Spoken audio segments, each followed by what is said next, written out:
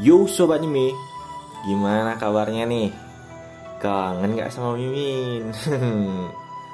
Maaf ya, 2 bulan belakangan ini Mimin tiba-tiba ngilang. Harap maklum ye, Mimin lagi sibuk. Jadi mahasiswa yang berbakti kepada bangsa untuk mengharumkan nama kampus tercinta, yang pada akhirnya jadi pengacara, pengangguran, banyak acara. Oke, tanpa berlama-lama lagi, mari kita lanjutkan manhwa kita tercinta, Eternal Club.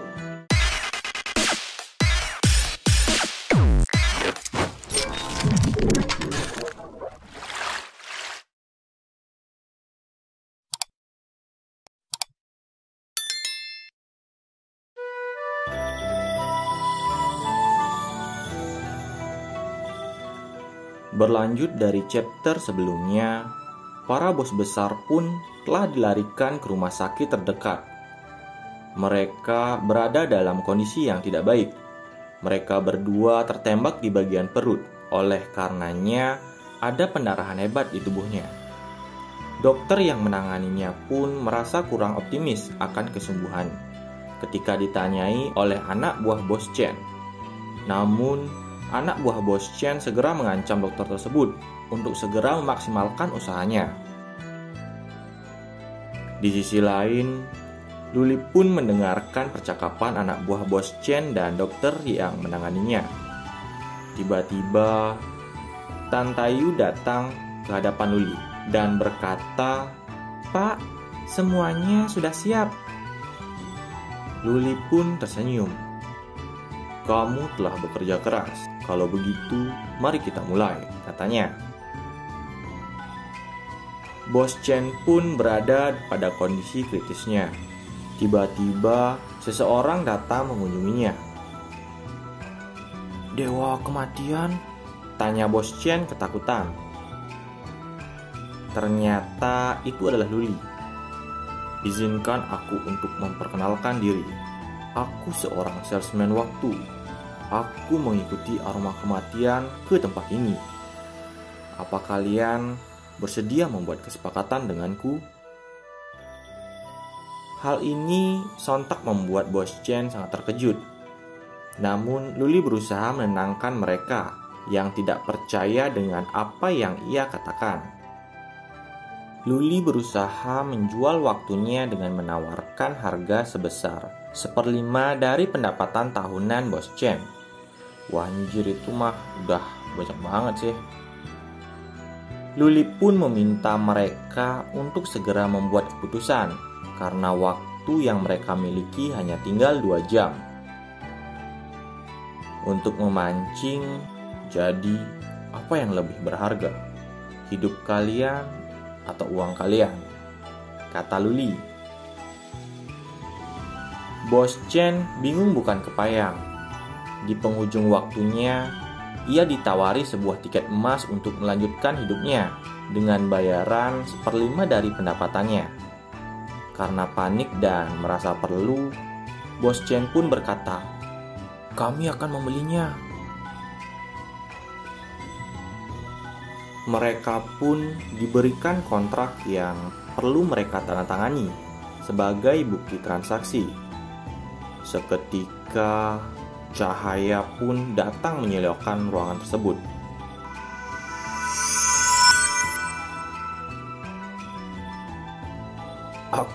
Aku merasa berbeda. Lukanya ini tertutup," kata Bos Chen. Namun, Bos Chen nampak sangat curiga. Tiba-tiba mereka diserang oleh seorang pembunuh tanpa alasan. Dan kemudian Luli datang di saat mereka kritis. Tentu saja itu membuatnya curiga dengan Luli. Luli berusaha untuk ngeles nih guys. Dan hebatnya itu mampu membuat Bos Chen percayanya. Emang ajib bener kemampuan Luli ngomong nih. Luli pun pergi meninggalkan mereka. Bos Chen sudah cukup segar dan ingin segera pulang dari rumah sakit. Ketika keluar dari ruangan, Luli menelpon Robert. Namun, Robert membawa kabar gawat. "Hai bos, aku baru saja berencana menelponmu. Aku menemukan bahwa saudara-saudara Chen telah memberikan perintah. Mereka akan datang ke sini dalam waktu 1 jam," kata Robert. Robert terlihat sangat panik. Ia meminta Luli untuk segera kembali. Namun, Luli pun berkata, "Hal yang aku tidak kekurangan adalah waktu." Robert pun bengong. Lupa kayaknya dia kalau bosnya itu bukan orang normal, karena Luli punya kekuatan untuk mengendalikan waktu. Kemudian telepon pun ditutup dan Luli segera kembali. Robert tertawa dan merasa lega karena ia sudah melupakan hal penting tentang bosnya.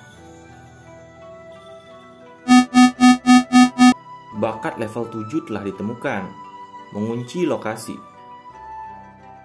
Robert nampak senang. Ia berkata, "Itu luar biasa. Sekarang aku akhirnya bisa memiliki seseorang yang bisa berhubungan denganku.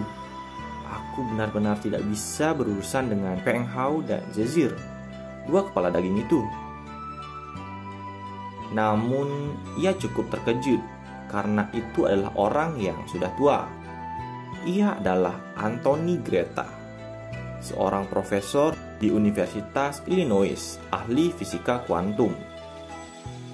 Beralih ke ruang tengah, Robert tengah bertemu dengan Luli dan mulai menjelaskan tentang sosok Anthony yang sangat disegani itu.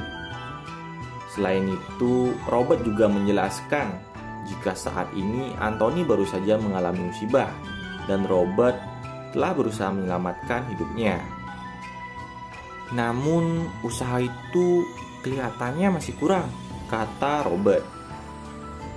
Luli yang masih terdiam sedari tadi ternyata terlihat sangat antusias mendengar informasi tentang Anthony.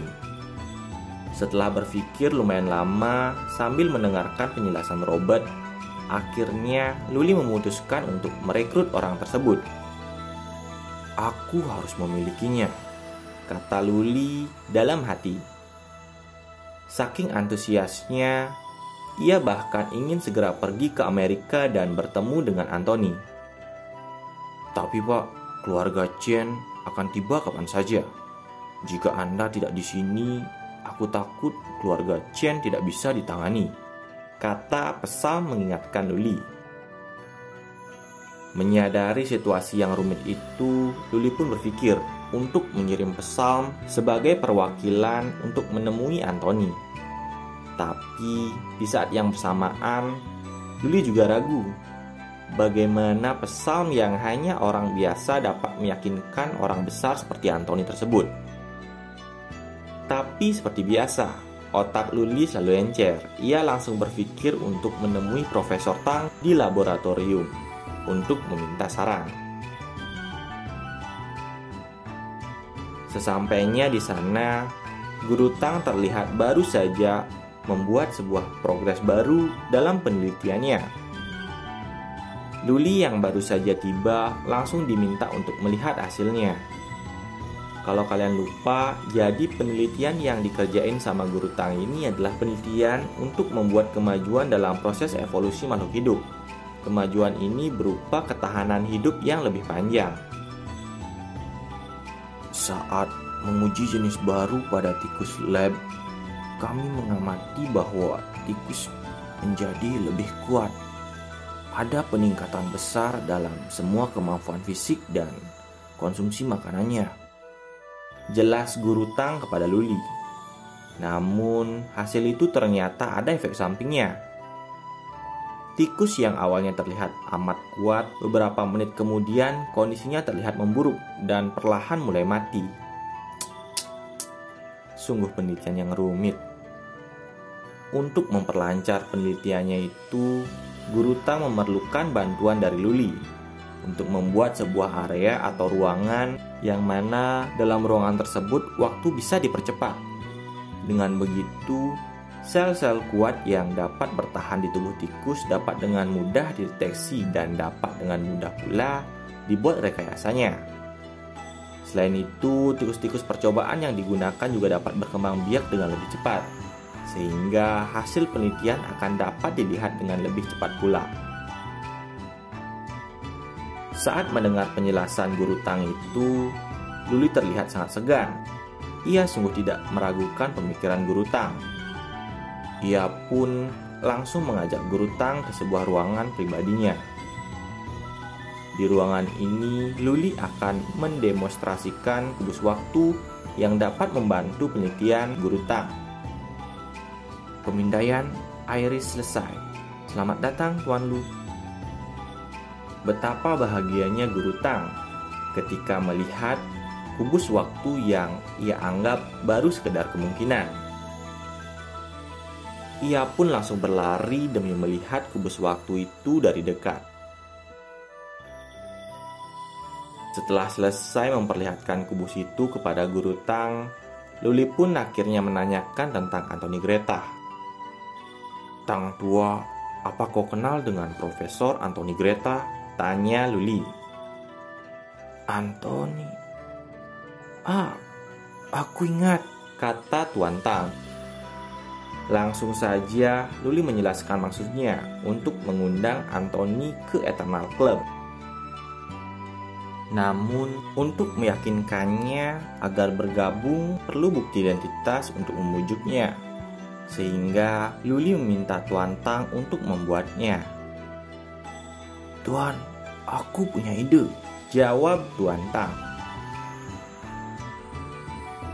Bukti identitas berupa mahakarya itu adalah sebuah sel kanker yang telah diisolasi ke dalam sebuah kristal. Dan kini sel tersebut sudah dipercepat waktu pembelahannya menjadi 5 kali lipat. Kalau kalian penasaran kenapa dengan cara ini Anthony akan kagum, ikutin terus ya. Di ruangan lain, para staf Eternal Club yaitu Psalm, Robert, dan Tante Ayu terlihat sedang asik bermain kartu. Beberapa menit berlalu, permainan mereka terpaksa berhenti karena HP Robert tiba-tiba berbunyi. Itu adalah notifikasi dari Luli yang baru saja merilis misi lain di aplikasi. Misi ini khusus untuk karyawannya sebagai bentuk penilaian. Dan yang lebih seru lagi, di misi kali ini, para karyawannya harus mengandalkan diri mereka sendiri. Dan misinya adalah pergi ke Amerika untuk mengundang Anthony Greta ke Eternal Club. Misimu adalah menemukan cara untuk mendapatkan fisikawan terkenal ini, untuk percaya bahwa klub kita dapat membantu memperpanjang hidupnya dengan menggunakan ini, kata Luli sambil mengeluarkan kristal yang berisi sel kanker tadi.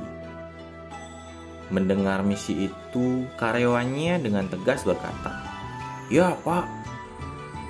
Namun, ternyata salah satu dari mereka tidak mau untuk pergi keluar untuk mencari Anthony. Ya, orang itu adalah si programmer introvert, Robert.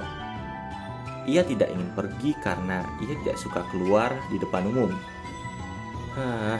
Dasar Robert, padahal dirinya udah diiming-imingi sebuah komputer baru oleh Luli. Sembari menolak misi dari Luli, Robert menunjuk Tante Ayu untuk menjalankan misi itu. Karena berdasarkan data yang diperolehnya, gadis itu pernah belajar di luar negeri.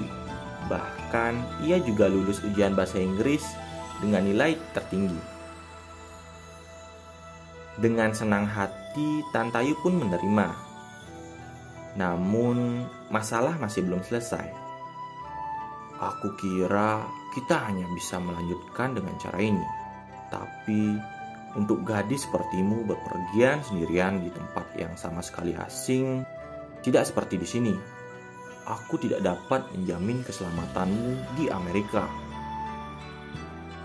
Mendengar bosnya berkata demikian, Psalm yang merasa dirinya dibutuhkan mulai berkeringat dan pura-pura tidak menghiraukan. Tapi itu percuma saja. Luli sudah terlanjur memanggil namanya. Awalnya sih dia menolak karena ia belum pernah membawa gadis ke dalam sebuah misi. Dasar pesam. Luli pun menjelaskan kalau pemimpin misi kali ini adalah Tantayu, dan ia hanya akan mengikutinya untuk menjamin keselamatan Tantayu. Hari keberangkatan pun tiba. Luli sudah memesan tiket pesawat dan mereka siap untuk berangkat. Di depan markas, Luli menjelaskan ulang misi kali ini, yaitu adalah memberikan kristal yang terdapat sel kanker di dalamnya kepada Anthony Greta dan berusaha untuk kembali dengan selamat. Masih di hari yang sama, nampak Zezir yang menyerahkan file ke Luli tentang pergerakan keluarga Chen yang telah tiba di ibu kota untuk menyelidiki Eternal Club secara diam-diam. Zezir pun ingin memberikan peringatan ke orang-orang itu. Akan tetapi, Luli menghentikannya dan memilih untuk tetap memantau mereka. Ternyata, sedari tadi Luli sedang mengkhawatirkan dua orang bawahannya yang ditugaskan untuk merekrut calon anggota baru mereka di Amerika. Jika mereka berhasil menyelesaikan misi, mereka akan mendapat poin 500. Nggak tahu sih poinnya dipakai untuk apa, tapi kayaknya dipakai buat nambah umur mereka atau mungkin gaji mereka sih. Jadi, ini metode merekrut anggota pertama tanpa Luli nih guys. Apakah mereka akan berhasil? Kita lihat aja ya. Tantayu dan Pesalm pun telah tiba di Amerika dan bergegas menuju rumah sakit tempat Anthony Greta dirawat dengan bantuan dari Robert yang memandu jalan. Tepatnya kamar D205. Nampak kedua orang ini lagi sama-sama canggung nih. Saat akan memasuki ruangan tersebut, mereka dicegat oleh seorang perawat yang menanyakan kepentingan mereka. Pesalm saat itu berusaha untuk berbicara, namun penggunaan bahasanya masih terbata-bata.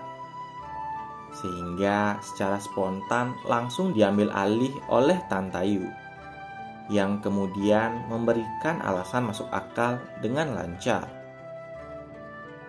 Mereka pun dipersilakan masuk dengan menyamar sebagai murid Profesor Anthony.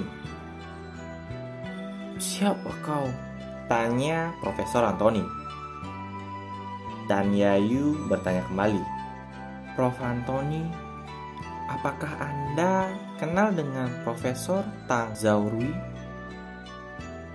Tiba-tiba, Profesor Anthony pun terkejut bukan main setelah mendengar hal tersebut. Nampaknya Anthony Greta mengenal Tuan Tang, dan ia juga berkata kalau Tuan Tang baru saja meninggal. Tan Yayu pun menyangkal itu sebagai cerita yang mereka buat untuk publik. Tentu saja, hal ini membuat Prof Anthony kaget bukan main lagi, mengingat usia Tuan Tang sudah begitu tua. Tan Yayu pun memberikan titipan Tuan Lu kepada Profesor Anthony beserta alat pengamatnya. Setelah melihat sel-sel yang berkembang dengan cepat itu, ia malah lebih terkejut lagi. Ia tidak percaya dengan apa yang dilihatnya. Di titik kritis ini pun, Tan Yayu mulai mempengaruhi pikiran Prof Anthony yang mulai kebingungan. Ia berkata, "Profesor Tang hanya mengisolasi sel kanker. Tentang hal yang menurutmu tak terbayangkan, itu adalah sesuatu yang dibuat oleh bosku," jelas Tantayu. "Bosmu? Siapa kalian?" tanya Prof Anthony balik. Dengan manisnya, Tan Yayu berkata, "Pernahkah Pernahkah Anda mendengar Eternals? Prof. Anthony pun flashback nih guys. Ia memang pernah melakukan pengujian yang namanya time rewind. Namun ia tidak pernah berhasil membuktikan penelitiannya itu karena sama sekali nggak ada contoh kehidupan nyata. Tapi sekarang semua berada di depan matanya. Ya gimana, nggak bisa nolak coba. Prof. Anthony pun berkata, "Nona Tang, tolong bawa aku untuk bertemu Tuan Lu." Mereka pun pergi membawa Prof. Anthony untuk menemui Luli. Tapi kocak banget nih guys. Masa Prof. Anthony dipakein topeng maling sih? Katanya Pesal minjem itu dari Zezir loh. Nah, ini nih yang namanya penyamaran yang terlalu mencolok. Kocak banget. Namun tiba-tiba seorang perawat pun menghampiri mereka. Hebatnya lagi, ia mampu mengenali bahwa orang yang mukanya ketutup topeng maling itu adalah si Profesor Anthony. Tan Yayu pun membuat alasan untuk mengelabui si perawat ini. Akan tetapi, alasan tersebut masih belum bisa untuk menipu perawat tersebut. Tiba-tiba datang seorang perawat lainnya yang membawa kabar buruk bahwa telah terjadi penembakan dan mereka diminta untuk bersiap-siap di UGD. Perawat itu pun segera lari menyusul teman perawatnya yang telah pergi duluan. Nampaknya keberuntungan yang sedang berada di pihak mereka itu adalah keberuntungan yang dibuat-buat guys, alias sengaja. Nah, ternyata si Robert nih yang mengeretas sistem keamanan kepolisian yang hampir sama seperti sebelumnya. Jadi, ia membuat seolah-olah bahwa telah terjadi penembakan dan akan segera korban dikirimkan ke rumah sakit tersebut. Melihat keadaan yang lenggang, mereka pun segera melarikan diri. Nampak Pesal sedang menggendong Prof. Anthony dengan Tan Yayu yang tidak terima karena dia sama sekali tidak tahu tentang rencana ini. Prof. Anthony pun tersenyum. Ia benar-benar ingin sekali segera bergabung dengan klub Eternal. Di parkiran, nampak sang sopir sudah menunggu. Semua sudah siap. Mereka akan segera berangkat pulang menggunakan jet pribadi. Ya, mereka berhasil mendapatkan hadiah door prize-nya, Profesor Anthony Greta.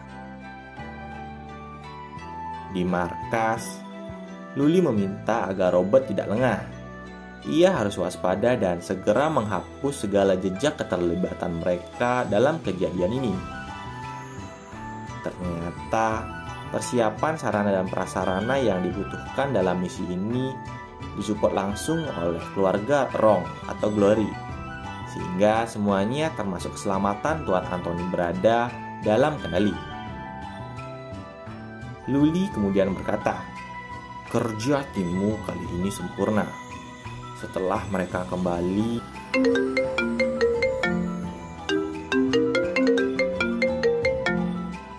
tiba-tiba telepon Luli berbunyi. Itu adalah Zezir yang menginformasikan kedatangan Cheng bersaudara dengan rombongan lainnya. Cheng bersaudara pun telah berhasil menemukan lokasi klub Eternal. Zezir sebagai petugas keamanan menyambut kedatangan duo ini dan mempersilahkan duo bersaudara ini untuk menemui Luli yang telah menunggunya sedari tadi. Saat mempersilahkan dua bersaudara itu untuk bertemu dengan Luli, ia juga menambahkan, "Namun, sampah harus tetap di luar," katanya dengan garang. Maksudnya, para pengawal Cheng bersaudara itu yang berombongan guys, harus tetap tinggal di luar. Di sisi lain, di ruang kerja pribadinya, Luli terlihat sedang berbincang dengan orang kepercayaan keluarga Rong atau Glory. Di momen itu, Luli ingin menitipkan rasa terima kasihnya kepada penatua Rong karena telah membantu misi penjemputan Anthony Greta yang dilakukan di Amerika beberapa waktu lalu. Setelah perbincangan itu selesai, orang kepercayaan keluarga Glory meninggalkan ruang pribadi Luli. Saat berjalan meninggalkan ruangan, orang itu ternyata berpapasan dengan Cheng bersaudara. Lantas saja, mereka yang tidak asing dengan wajah orang kepercayaan keluarga Glory merasa sangat terkejut. Mereka pasti gak nyangka tuh, keluarga Glory yang sangat terhormat menjadi kaki tangan dari Luli. Sesampainya di ruangan Luli, dua bersaudara itu langsung menghadap dan menyampaikan maksud kedatangan mereka. Karena kami telah menerima berkah Tuhan Lu, kami di sini hari ini untuk berkunjung dan memenuhi akhir kontrak kami, kata Chen. Ya, kontrak itu adalah perjanjian untuk membayar 1/5 dari total penghasilan mereka dalam setahun kepada Luli, karena sudah membantu memberikan waktu hidup selama 1 tahun untuk mereka di saat kritis di rumah sakit. Tapi ternyata waktu tambahan itu tidaklah 1 tahun penuh, seperti yang dibayangkan oleh Cheng bersaudara. Luli menjelaskan kalau sisa waktu mereka sebenarnya tidak lebih dari 1 tahun. Dan kalau mereka mau mendapatkan waktu lebih banyak, mereka harus mencoba yang terbaik untuk mendapatkannya sendiri. Tentu saja, caranya adalah dengan masuk ke dalam klub dan menyelesaikan setiap misi dengan benar dan mengincar peringkat yang lebih tinggi. Awalnya, Cheng bersaudara terlihat kebingungan. Namun, setelah memikirkan kembali ucapan Luli, mereka akhirnya mengerti. Setelah pertemuan dengan Luli di ruang pribadinya, Cheng bersaudara pun berangkat pergi. Namun, sebelum pergi rupanya mereka masih kepo sama nama petugas keamanan di markas Eternal Club. Oh, aku lupa menanyakan nama saudara ini, tanya Cheng kepada Zezir.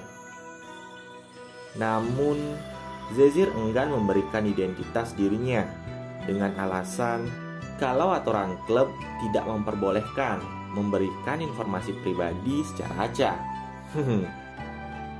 Mendapat respon ketus seperti itu, ya jelas Cheng bersaudara itu sangat kesal dan geram kepada Zezir. Luapan amarah itu dia keluarkan di dalam mobil.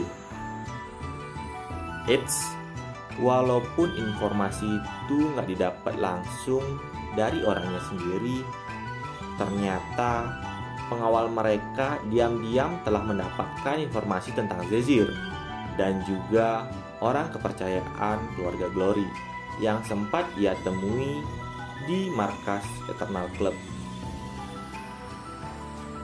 Mengetahui kalau orang-orang yang berada di sekeliling Luli bukanlah orang biasa, Cheng bersaudara ini pun semakin terkejut. Namun, ketimbang menjadikan Luli sebagai seorang musuh, nampaknya Cheng lebih memilih untuk menjalin kerjasama dengan Luli, walaupun uang menjadi taruhannya. Ia merasa kalau ini adalah kesempatan yang luar biasa